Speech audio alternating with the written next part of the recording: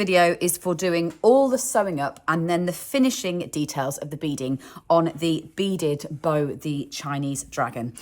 So first things first, I'm going to just show you all the parts and then stuff the bits that need stuffing. So your legs do not need stuffing beyond the bits that you put in the toes. So you'll have done that earlier on. You'll have stuffed the toes before you sew down that back leg and finish them off with the toenails and the back claws. You do need to stuff the little eyeballs, so make sure with your cream eyeballs that you've got stuffing in there.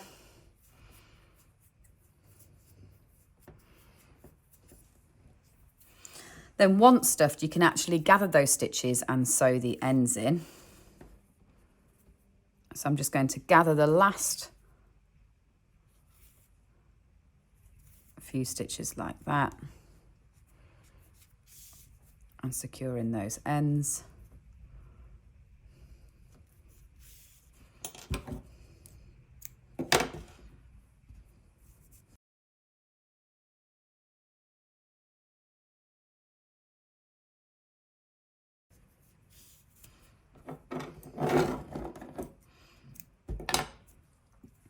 Then you don't need to stuff the ears or the nose, so they can go to one side, or the eyelids, they don't need stuffing either, or the lips, so all of those to one side. The last things to be stuffed then are the horns.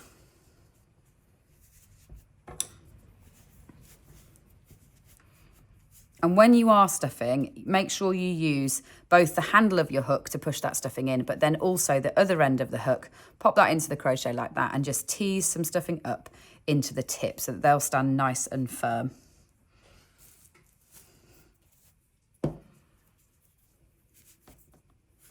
And I'm using a polyester stuffing here, but you can obviously use whichever polyester you prefer, whether it be a natural wool even, or a plant-based one like kapok or cotton. Especially when it is a beaded one, that obviously this isn't being made as a toy, so it's not going to be ever played with when it's got these glass beads on. So it is the chance really to use a stuffing, a more natural stuffing, because you're not having to think about things getting dirty or ever having to clean them down. So when it comes to stuffing the head,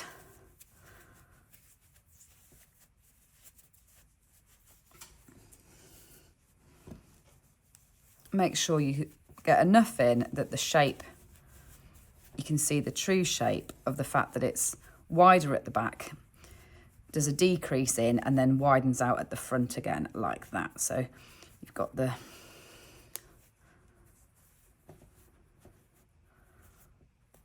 there we go, back of the head like that, widening up to the muzzle at the front, and then gather those stitches in the same way.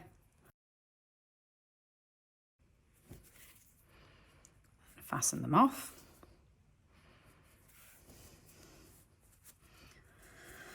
Right, time for the body.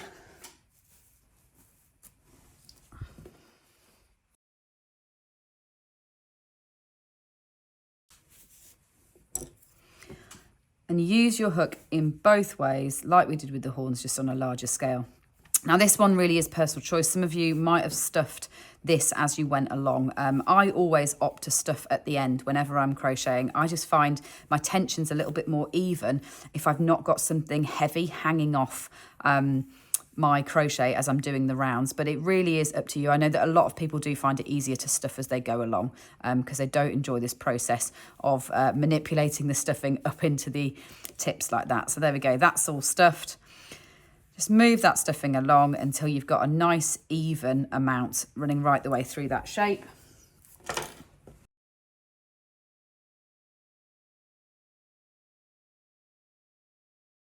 Right, there we go. Now the next choice really is yours again in terms of personal preference. So I prefer to sew the head onto the body first, and then I will sew all the features onto the head at the end once the rest is in place. Now, others might do it another way where you sew all the bits onto the head first and then you sew your head on last. It won't really make much of a difference in terms of your outcome. It's just the way that you prefer to do it. It is a little bit easier to sew pieces on holding something small, but I often then find it harder to sew this piece on and be really happy with the finish. So I'm going to go head onto the body first, and then I'll sew all the features on as I go along. So So what I need to do is, with my long length on the end of the body, I'm going to position my head in like that, making sure that it's obviously symmetrical to the body. So it's a straight line from the body like that. And then what I'm going to do is sew a line of stitches here first.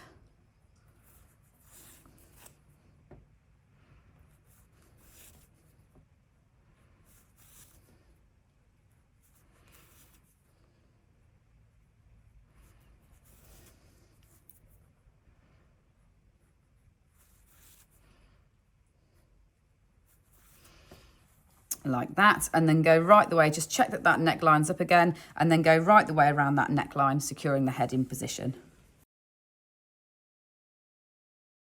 And when you get to this point, when you're about to close up the neck, I would tend to add a little bit more stuffing. You want that to be quite a firm support of the head, especially when we add the horns on and all the other features. So just make sure that there isn't a gap there, because it's quite hard to stuff to the very end, but put a little bit more in just before you sew up those last few stitches, and that'll mean that it supports that head firmly.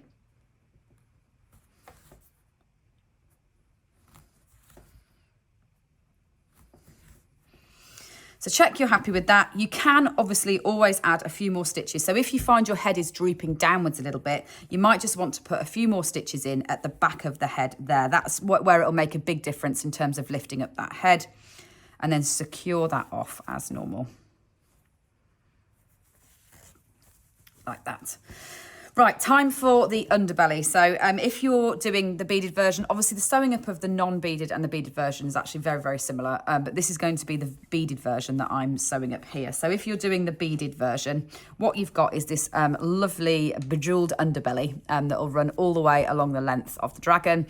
And the widest bit we want to sew into that line underneath the head there. And then we're going to sew all the way along both sides, attaching this into place. Now I'm going to be back stitching the whole lot is what I'm going to do. I'll do a bit slowly, and then I will speed this bit of the video up, because it is a good 15-minute long job, I would think, putting this in place. So I'll show you what I'm doing techniques wise, and then it will be sped up through this bit.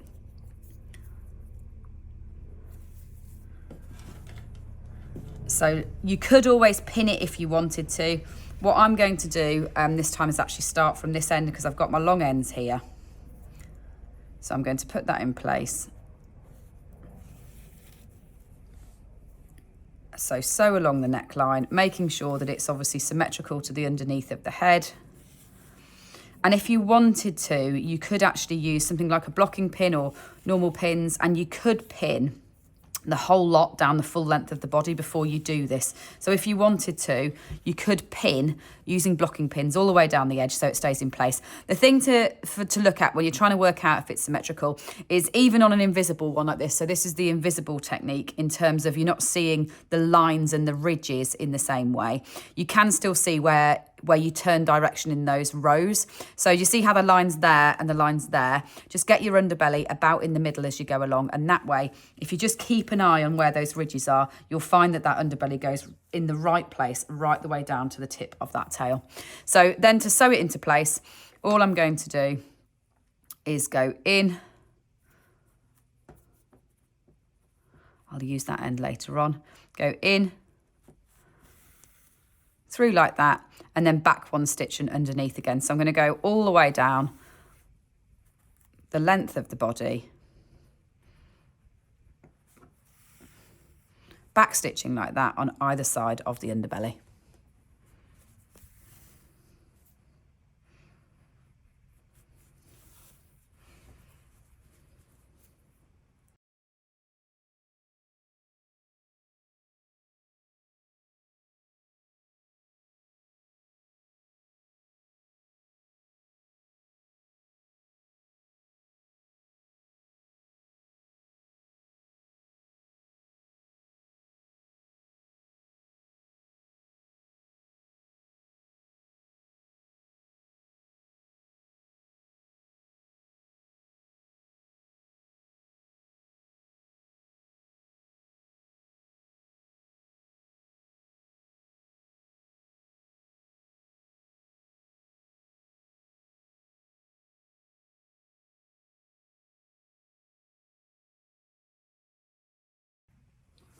Right, so with the underbelly sewn on, it's now time to sew the legs into place.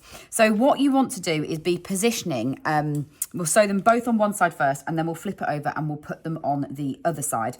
And where you want them to be is you want them to frame the curve that's in the middle.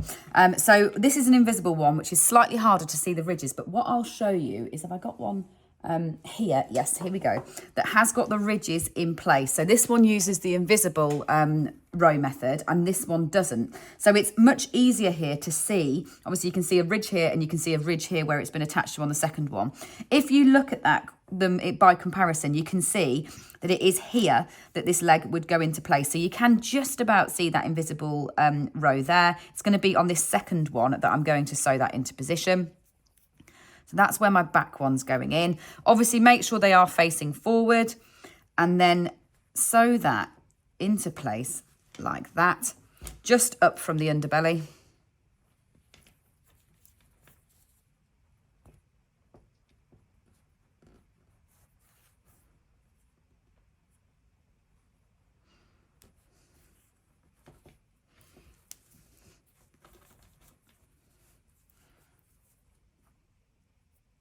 Now I haven't quite got a long enough length there, I think, so I'm going to rejoin some peony because you want to make sure that obviously they're quite heavy when they've got all these beads on these legs. So make sure that you have got these really firmly attached. I might just about get away with it. There we go. So if you've ever got a short length like that, all I do is I use my sewing up needle the other way around. So I'm actually leading with the eye there. And that allows you to use a shorter length, but turn quite an acute corner. So I'm just going to do it once again around a stitch. So I know that that's really firmly attached like that and snip it off. So that's the first one in. Then I'm going to put the second one in before I flip it over and then match them using the rows on the other side. So this one will be, you kind of see three rows before you put the leg in, so it's kind of on between the second and the third there. So that's here, 1, 2, 3. So I'm going to put that leg in around there again, just up from the underbelly. Now that one's definitely far too short, so let me reattach a length to sew those on with.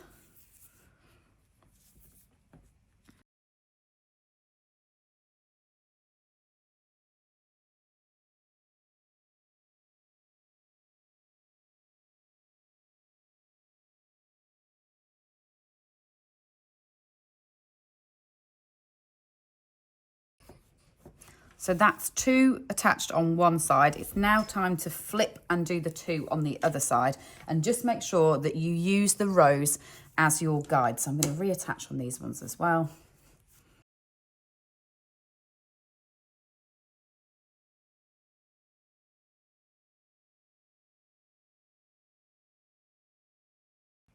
Right, so with the legs in place, it's now time to add the exciting features onto the head. So time to add all the other bits and pieces.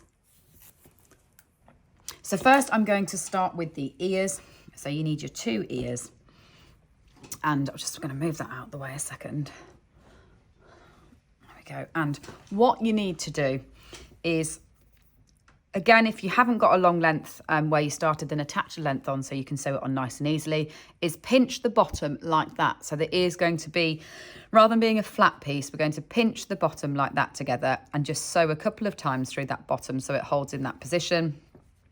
And then we're going to position the ears on the either side of the head like that.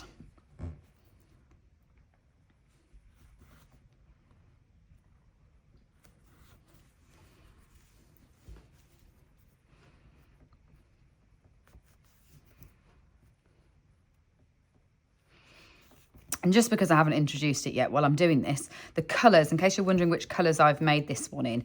So this is the Beaded Bo the Dragon. So it's a kit that comes with the 2 tubes of beads, because you do use nearly 200 beads in the process of putting this beaded dragon together. And that's what gives it that lovely sparkle in the light. The main colour that I've used here is Peony, which is that really pastel pink that we've got. And I've used violet in contrast. And when you choose the colour for your kit, the beads will match the contrasting colour. So it's violet beads on the violet yarn for the contrast. And then cream comes with all of them because that's used for the eyeballs, which also then goes into your underbelly. So they're the colours I've used, peony and violet. So whenever you're sewing a second ear on something, to make sure it's symmetrical, all I'd do is really vaguely, rather than just going on the space, you could vaguely count the number of stitches between the two and then also run around the round that it's attached on. So do you see how it's attached onto this round here? Run around that round, and that means that you're going to get it in roughly the same place on the other side.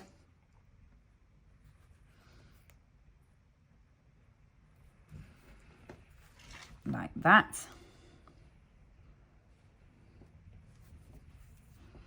I'm just going to turn that round and check that I've got them looking symmetrical from the front.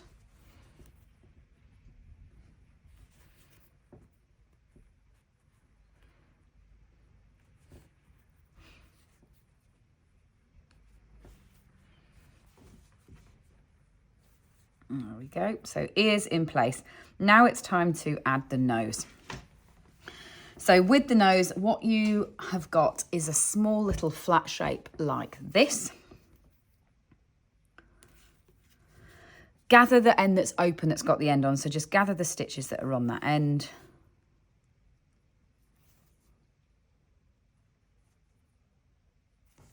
Like that, and then sew back through the middle. And then sew that into place on the end of the nose there. I'm just going to do a few stitches on one side and then go under and across to the other side to do a few stitches there.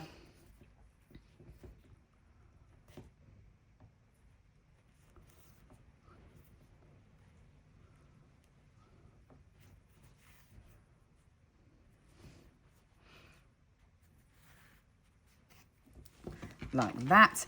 So then I'm going to put the lips into place. So what you do here, this is just one contrasting length. So this is the main piece in violet actually that I've done so far.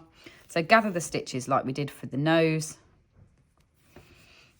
and then position that around the front of the muzzle. So just down from the nose, and make it symmetrical by having a look at the front of the nose like that, and just check that those two ends are in line, roughly around the middle of the mouth like that, before you fix that into place.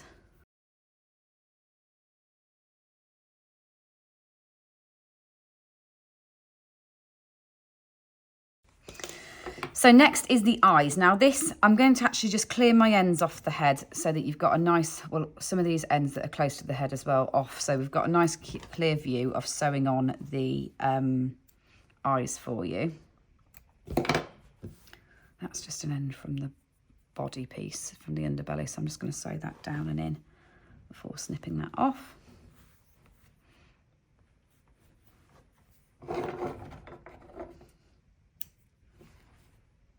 Right, let's sew the eyes on. So what you've got, two eyeballs that we stuffed and we tucked in the ends there as well. So we sewed those together, and then you've got two eyelids, and the eyeballs are designed to fit within these like this. Now, if you have, if you want to use safety eyes rather than sewing a straight line, then you will have needed to do that before you sew up those ends, because you'll need to put the safety eye into here. Now you've got two choices. Obviously with these eyeballs, you've got a circle here as a centre. If you want to do a round eye, so if you want to do a circular eye, then probably put them that way around so that you see the centre of the starting circle, and you can put a circular eye in there. But if you want to do straight eyes like I have done, so I've done a large black line that runs the full length of the eyeball like that, I'm actually going to put mine sideways because I find that's less distracting when you then sew this straight black line down the middle. So I prefer the look of it being a straight line like that. So I've turned my eyeball around so my rows are running that way. Now, all I'm going to do then is fix the eyeball into position by doing a couple of stitches through that ball, like that, so it's not going to come out. And then sew it into position on the front of the face here. So again, just to roughly give you an idea, I'm going to be about 4 rounds up from the nose, and then I'm going to leave a gap of 3 stitches in the middle. But the personality of your dragon is really going to take shape on where these eyes are. So take your time with them. This is how your dragon will really come alive, is with the positioning of these eyes. So I've got mine. I've told you exactly where I've got mine, but if you want it to look sleepier or dozier almost, put it towards the front of the nose. If you want it to look more kind of animated and alive, maybe move them further back down the head. You could, again, experiment with blocking pins if you wanted to. So put them into position and hold them in place with a couple of blocking pins as you go along. So I'm just going to secure that in there like that.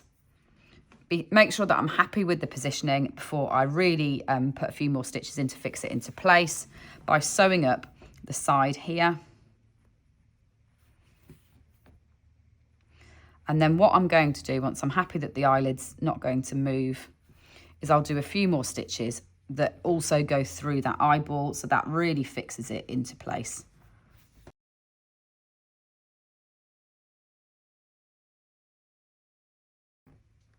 And this is probably the trickiest part of the sewing up, to be honest, only because so much of the personality is formed from it that you'll probably feel a bit of pressure when you're putting this in place. But always know you can always snip them off and start again. So if you're not happy when you first do it, the great thing is it's dead easy to snip them off and do it again.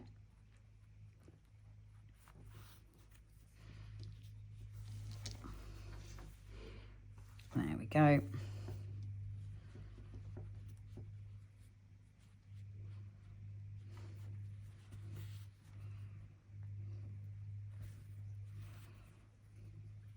Right, so now I'm just going to do the same thing that I did before, is really secure that eyeball in place by sewing through the eyelid and through the eyeball. Right, now I'm going to finish those eyes off by actually adding the 2 black lines, which will form the pupils.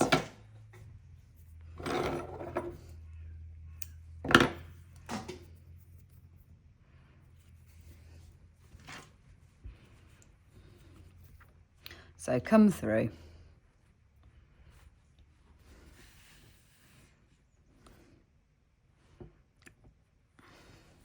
And sew a line the full length of the eyeball like that.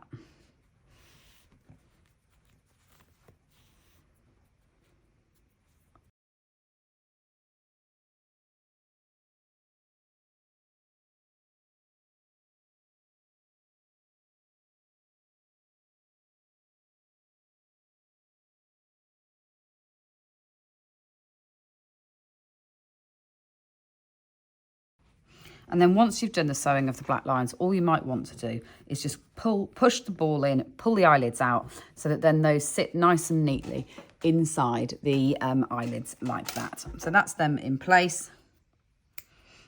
Right, last thing to go on before we actually get on to the beaded details that finish the design off is to add the horns.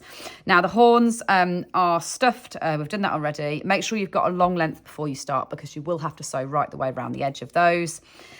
And they are, the way that I've sewn mine is I've curved them inwards like this. So on mine, they're curved inwards like that, but it really will be your choice. So you could curve them outwards if you wanted to, like this. You could curve them backwards like that. I'm going to curve mine inwards in the position that I sew them. So I'm going to sew them just ahead of the ears and in line with the eyes is where I'm going to put those in place.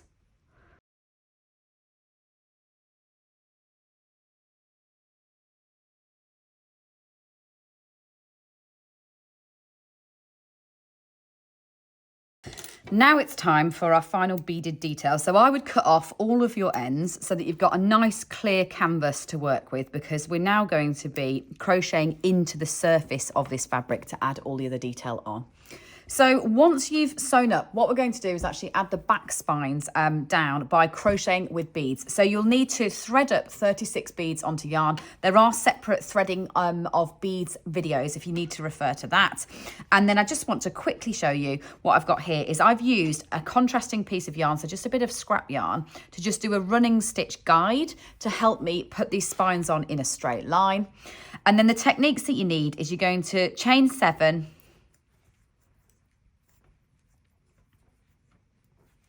So chain 7 stitches, and then we're going to work back down that chain, working beads in as we go. So first it's going to be a slip stitch 1 with bead. So I'm going to come in. This time I'm going to come over the top of my bead like that. That'll land it on the side facing me rather than the other side. And as I'm working these beads, I might actually vary that so that the beads end up on either side rather than all on the same side. So slip stitch 1, then 1 without bead, then double crochet 1 with my bead, so bring that right up, in,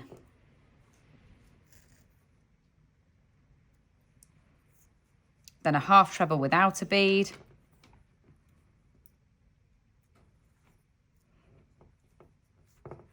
then a treble with a bead,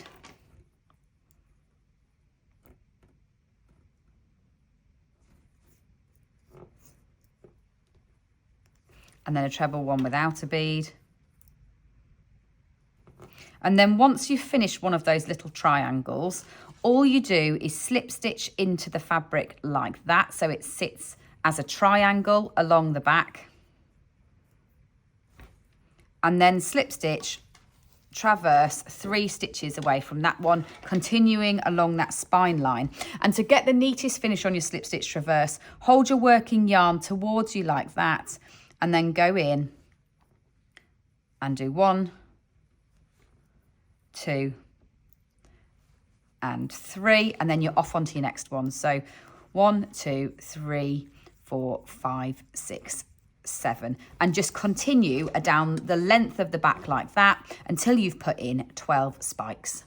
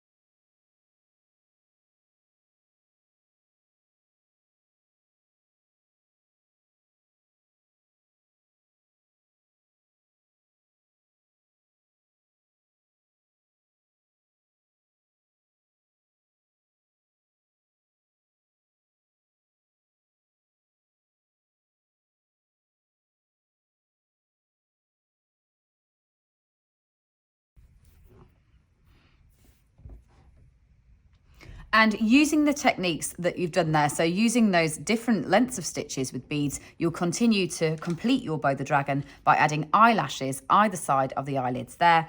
Also the moustache and the beard without the beads, and then the tail feathers where you will have the beads too.